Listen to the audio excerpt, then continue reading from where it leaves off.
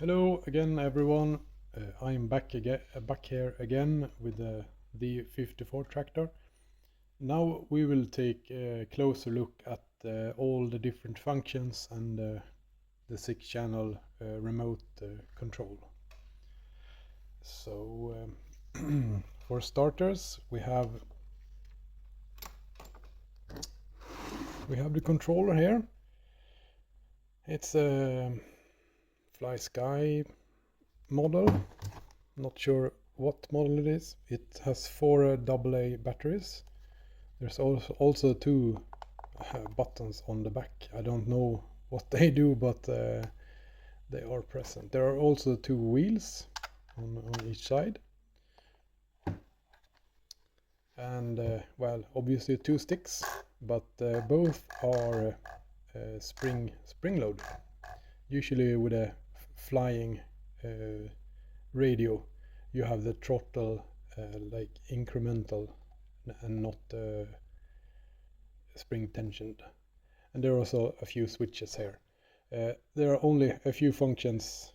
I mean, there are only a few of these all buttons and switches that actually we use for this model, but I guess maybe they could be added for some upgrades or expansions or something. I don't know. Yes, and one thing, I don't remember if I mentioned it, but these are hydraulic cylinders, real hydraulic cylinders, and in this dummy engine, in the lower part there's a pump and a motor, and in the upper part there's a relief valve, a servo, and a control valve for the cylinders. Also there is this radiator is where the oil is located, and you fill it with this little cap. Anyway, this dummy motor, it is glued together, so there's no easy way to open it up and see what's inside. Which I think is a really pity, because if something breaks or needs to be replaced or is worn out, I have to either break it apart or saw it open or something like that. And well, that's not such a gentle thing to do.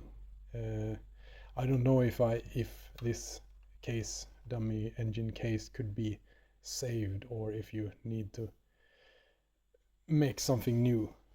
I really don't know, and I hope I don't have to break the part ever. Anyway,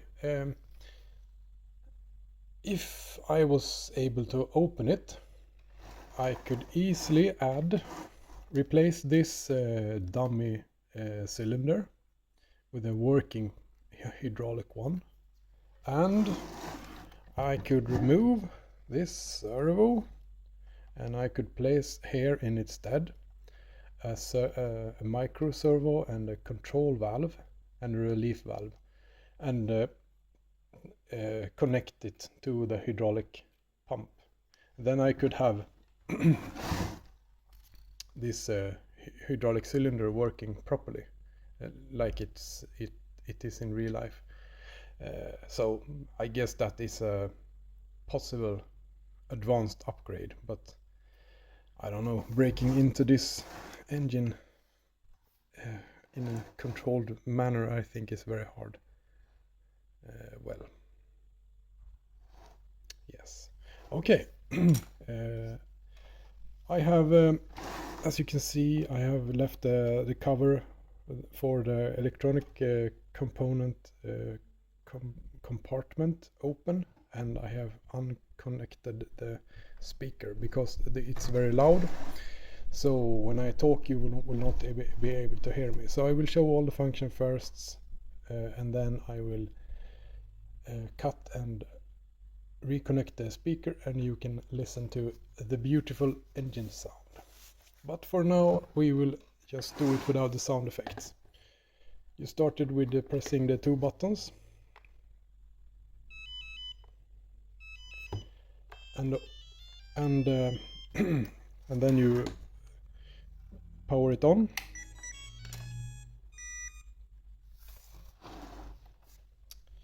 So yes, we have a few different functions. For starters, we have the lights. they are really very weak. They don't light up at all if it is dark. They only glow a little. And then we have the blade, movement up and down,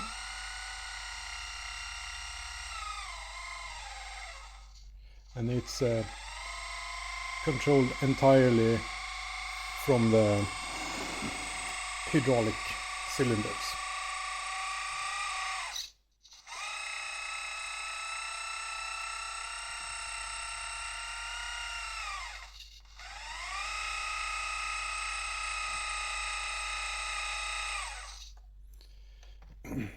And in the rear we have the 3-point connector. I don't know what it's called, but and yes, you control the blade with the with the up and down of the left stick, and to control this one you use the wheel on the side. Oh, sorry, this side. But as you can see, it's spring loaded. So if I want it down here and release it, it will go right up. So it's not very useful in if I can't control and adjust it to the height I want. Let's say if I were to make a plow and tow a plow here, I want it to be down low so it connects with the ground and not goes back up in the air again. Well, I can remove the spring from this wheel, I guess. So that's an easy fix. And for controlling the tractor, we use the right stick. Obviously, up and down is forward and reverse. And if you want to turn, just go to either side and then pull up or down, and on the other side. A very cool feature is that you can't do a 360 turn. I mean, when you turn the both tracks in a different direction. That's because you can't do it in real life with this machine either. It's clutch operated, so you only brake or stop one side. You can't drive them at two different directions. I think it's really cool that it's replicated on the model. In here, in the driver's cabin, as I said, this is a charge port, and we have,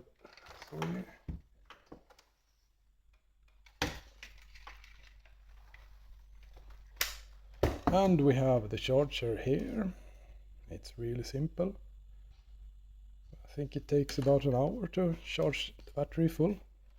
You just connect the cable like this and put this in the socket in the wall, and it's good. And it's good to go for charging. Yes, and also there's a control panel here with some lights. I think the lights are indicating the power level of the battery. I don't really think you can see. I'll try and film it from the back window. You can see it down there. There's currently a yellow and red light. There used to be 2 green as well, but it's I guess it's a little bit out of battery at the moment. Yes, I will screw the cover back together for the electronics and connect the speaker, and I will showcase the lovely sound.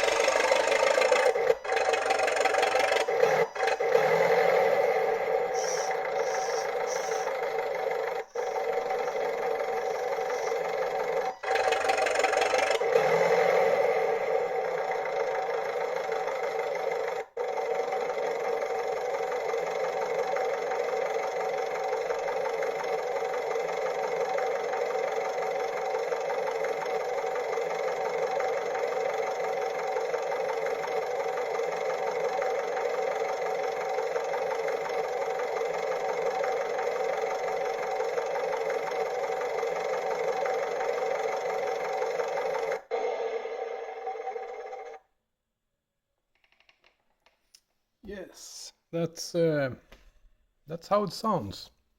Pretty cool. At least I think so. Makes you really happy to hear a diesel engine when you're driving your little model. And well, turn it off. Just engage the switch again and press the 2 buttons, and it's off.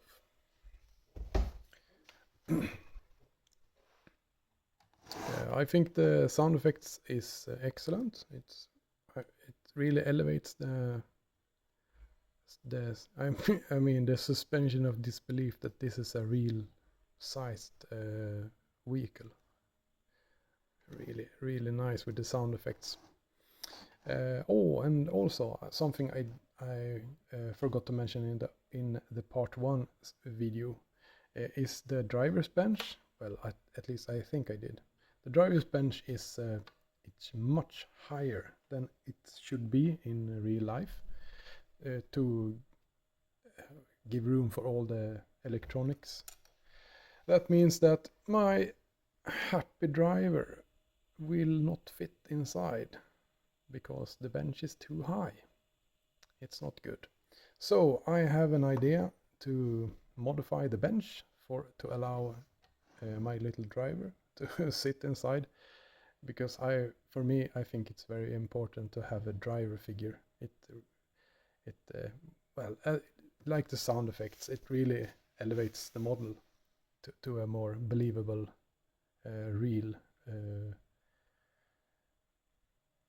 I don't know what to call it, but to make it look more real and believable. I think it looks a little weird when the driver's seat is empty, but I don't know. Everyone has a different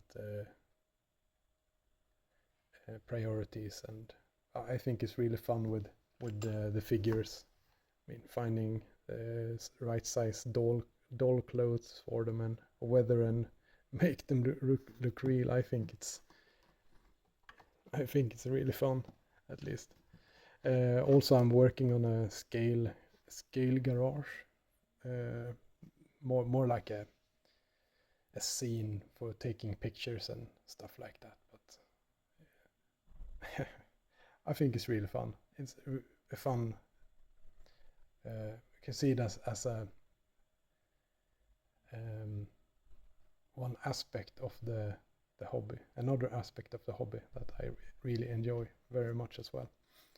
Well, yes, that concludes it for part 2 of this 3-part video review.